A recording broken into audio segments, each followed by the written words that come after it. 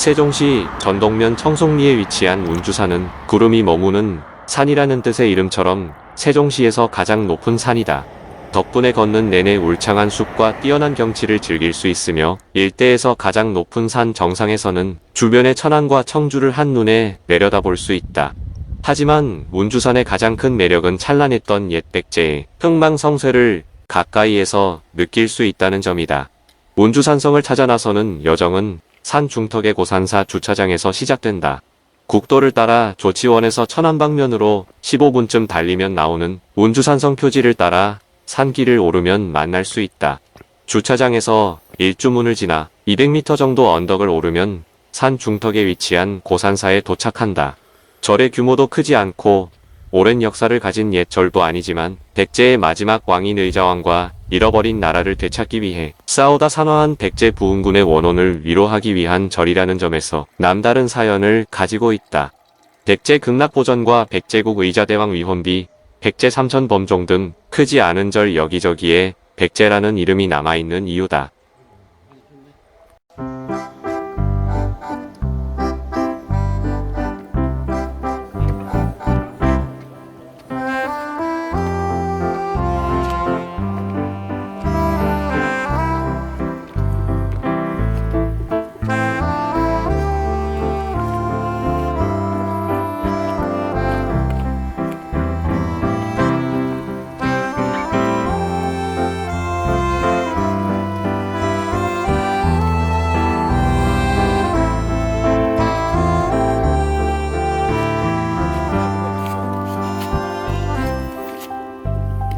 꼭대기까지.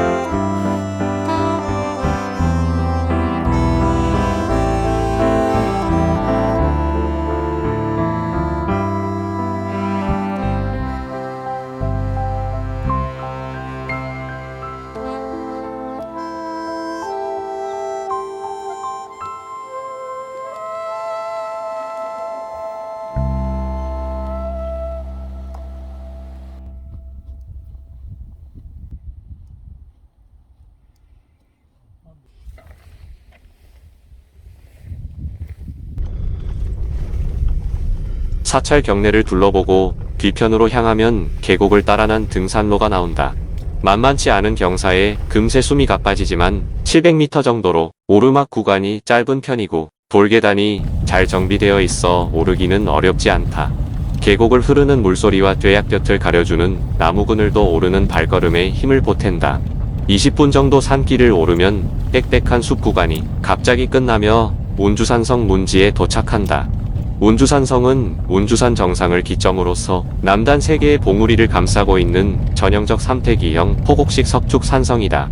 3098m 길이의 외성 안에 543m 규모의 내성이 위치하고 있고 일대에서 가장 큰 규모의 산성이었다고 전해지는데 외성은 일부가 복원되었고 내성은 흔적이 거의 남아있지 않다. 성 안에서는 크고 작은 건물터와 함께 백제시대 토기편부터 고려조선시대 자기편과 기와조각들이 출토됐다. 성 안으로 들어서면 잘 정비된 운주산 공원이 펼쳐진다.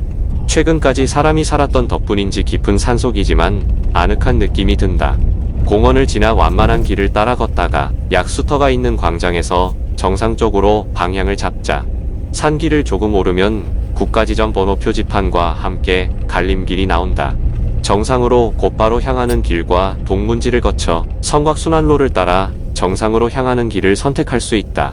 어느 길을 택하더라도 문지를 기점으로 1km 남짓이면 백제의 얼상징탑이 우뚝선 정상에 도착할 수 있다. 운주산성은 1989년 12월 29일 충청남도 기념물 제79호로 지정되었다. 또한 세종특별자치시 기념물 제1호로 지정되어 있다. 외곽성의 둘레는 3210m의 외성과 성 안에는 1230m의 토축으로 된 내성이 있으며 동문지, 남문지, 북문지 각 1개소와 서문지, 3개소 등 6개소가 확인되었다고 한다. 운주산성은 백제 멸망 후 풍왕과 복신, 도침 장군을 선두로 백제 부흥운동군의 최후의 구국항쟁지로 알려져 있다. 그래서 백제 부흥군의 호국 충원이 서려 있는 정상에 세워진 백제의 얼상징탑과 기우제를 지낸 원형재단이 세워져 있다. 독립기념관과 마주하고 있는 상징탑은 3층 기단과 삼각모형은 백제, 신라, 고구려 3국의 정립을 의미하며 3층 기단 위의 조형물은 백제 산성과 찬란했던 삼국 문화를 의미한다고 한다. 백제의 마지막 하늘품은 고산성. 운주산성은 정확한 축성 연대를 알 수 있는 기록은 없으나 산성 주변에서 백제시대의 토기와 기와조각 등이 다수 출토되어 백제시대의 성으로 알려져 있다.